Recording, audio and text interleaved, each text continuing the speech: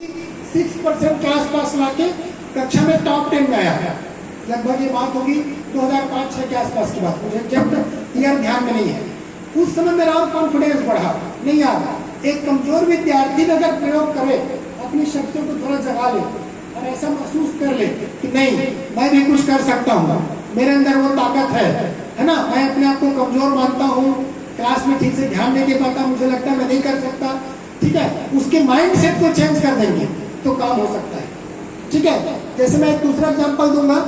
मैं नवोदय में जब ट्यूशन पढ़ाता था तो मैं 1-1 घंटा पढ़ाता था 4 महीना।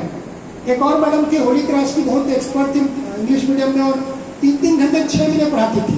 कंपेयर नहीं कर रहा हूँ, जस्ट एक एग्जाम्पल देना चाह रहा हूँ। तो वो टीचर की पढ़ाई हुई 7-8 साल में 8 से 9 बच्चे सेलेक्ट हुए थे। 6 महीना 3 घंटा। मैं उससे कम नॉलेज वाला आदमी, सच बता रहा हूँ, मुझसे क्वालिफाइड, अच्छा भी पढ़ाते थे, मैं उससे कम नॉलेज वाला। 1 घंटा 4 महीना, लेकिन मेरे पढ़ाए 7 साल में 48 बच्चे सेलेक्ट हुए। तो मैं ऐसा क्या करता रहा हूँगा? सब्जेक्ट तो वही है, कुछ तो प्रयोग करता रहूंगा। क्या करता रहूंगा जिससे रिजल्ट ज्यादा आ गया?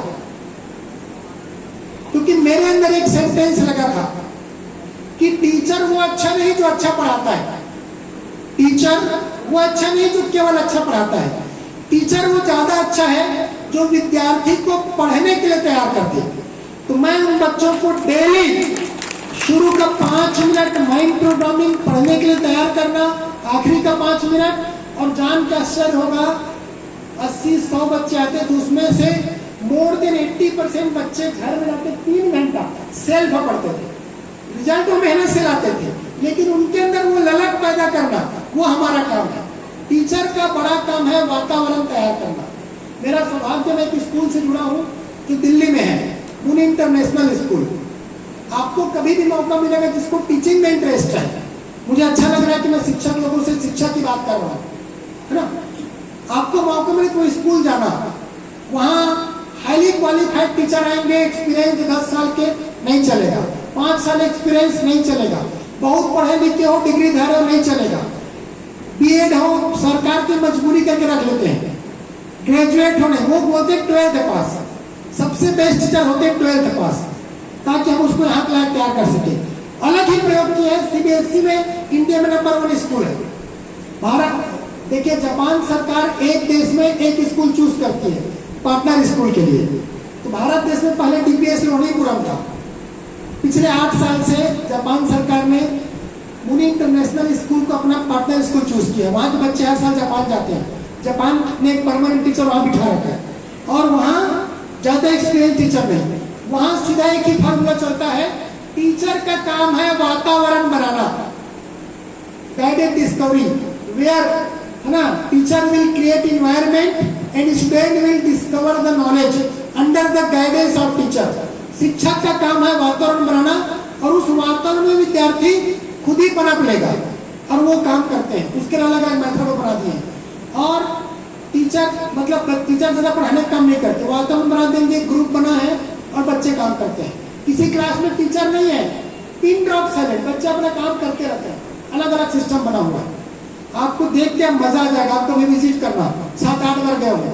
वो हर साल हमारे यहाँ भी 2-3 साल से, कोविड के पहले तक हर साल आते थे, 2 दिन 3 दिन का। कभी उनका प्रशिक्षण होगा, किसी ग्रुप में मैं डालता हूँ, जनरली फेसबुक में, व्हाट्सएप में, कभी मौका मिले तो छुट्टी लेके आ रहा है।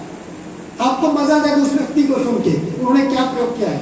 अभी स्वामी रामदेव जी जो भारतीय शिक्षा बोर्ड बनाए हैं, उसमें सलाह कर रखे हैं अशोक ठाकुर जी को, तो ठीक है, उनके सिस्टम के लिए और अपने गुरुकुल में उसका प्रयोग भी करा रहे हैं। बहुत छोटा सा स्कूल, बहुत बड़ा नहीं है, लेकिन अच्छे अच्छे प्रयोग किए हैं। तो ऐसे कुछ मेथड, इस तरह के प्रैक्टिकल मेथड की जानकारी अगर हम सबको हो गई तो निश्चित तौर पे हम बहुत बड़ा कमाल का काम कर सकते हैं। तो मैं ठीक है, मुझे बता देना भाई, है ना? ठीक, ओके, चलिए। तो मैं ये कहूंगा, इस बात मैंने शिक्षक के ऊपर, हमारे जितने शिक्षक हैं, इस बात को आप बिल्कुल मन से एहसास कर लें, हमारी गरिमा, हमारा महत्व सबसे अधिक है। ठीक है ना? जैसे पूरे प्रकृति को देखते हैं तो 4 अवस्थाएं हैं। पदार्थ अवस्था मिट्टी, पत्थर, मणि, धातु। प्राण अवस्था पेड़ पौधे। जीव अवस्था पशु पक्षी, और ज्ञान अवस्था मानव। तो एक इंजीनियर किसके साथ काम करता है? इंजीनियर इंजीनियर काम करता है, सिविल इंजीनियर हुआ तो मिट्टी पत्थर के साथ, लोहे के साथ, पदार्थ अवस्था है, उसका काम बहुत बड़ा नहीं है, छोटा है। पदार्थ अवस्था से बड़ा प्राण अवस्था, और भी कुछ साइंटिस्ट हैं प्राण अवस्था के साथ, फिर कुछ और साइंटिस्ट हैं आगे हैं, वो कोई बॉडी के साथ काम कर रहा है, डॉक्टर बॉडी के साथ काम करता है, ये बॉडी भी प्राण अवस्था की इकाई है। लेकिन जो हमारे साथ चैतन्य इकाई है, जिसे मैं मन कह रहा हूँ, आत्मा का जो भी नाम दे रहा हूँ, ये दोनों मिला के मानव बने हैं। शिक्षक सीधे सीधे मानव के साथ काम करता है, इसलिए सबसे बड़ी गरिमा टीचर का है। एक इंजीनियर गलती करे तो कुछ पुल टूटेगा, कुछ लॉस होगा, कुछ लोगों की जाने जा सकती है। एक डॉक्टर गलती करेगा तो कुछ जाने जा सकती है। लेकिन अगर एक टीचर गलती करेगा तो आने वाली सभ्यता और संस्कृति खतरे में पड़ सकती है। तो सबसे ज्यादा जिम्मेदारी का, सबसे ज्यादा महत्व का काम टीचर का है, क्योंकि टीचर ही है जो डॉक्टर भी बनाते हैं, इंजीनियर भी बनाते हैं, वैज्ञानिक भी बनाते हैं। सबसे ज्यादा गौरवशाली काम है टीचर का। तो आज शिक्षक सम्मान समारोह है, ऐसे तमाम गुरु जहाँ उपस्थित हैं उन सबको मैं प्रणाम करता हूँ। और जितने आयोजक समिति है बेरले में जो शिक्षक सम्मान समारोह होता है, इन सबको भी मैं मन से प्रणाम करता हूँ। 18 साल तक आप लोगों ने परिपाटी बनाया है, और शिक्षण मेथड के लिए कभी भी जरूरत पड़ेगी, मैं टीचिंग के लिए कभी ट्रेनिंग होगा 20, 25, 50 का, मैं निःशुल्क आपके लिए उपलब्ध हूँ। जब भी लगेगा आयोजन समिति अवसर देगी, मैं निःशुल्क आपके लिए उपलब्ध हूँ। मेरा वो पैशन है, मैं उस काम को